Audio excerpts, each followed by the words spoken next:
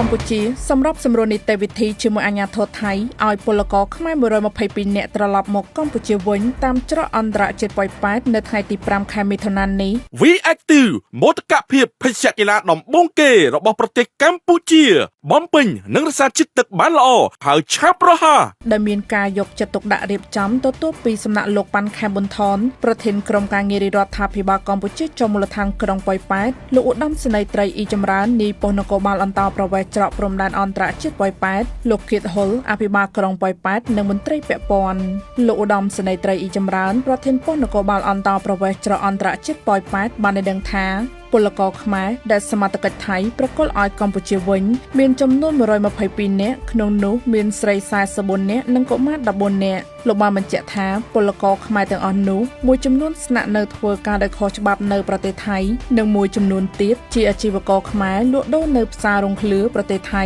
និងមានពលករខ្លះទៀតឆ្លងដែនដោយខុសច្បាប់លោកឧត្តមសេនីយ៍ត្រីអ៊ីចម្រើនបានបញ្ជាក់ទៀតថាក្រោយទទួលពលករខ្មែរទាំង122នាក់ត្រូវបានកម្លាំងជំនាញសាកសួរព័ត៌មានហើយបញ្ជូនតាមរថយន្តទៅមណ្ឌលសំចប់ហើយបញ្ជូនដល់លំនៅឋានដោយសុវត្ថិភាពនិងណែនាំដល់ពួកគាត់បញ្ឈប់ការចាញ់បោកមេខ្យល់និងរកការងារធ្វើនៅក្នុងប្រទេសកម្ពុជា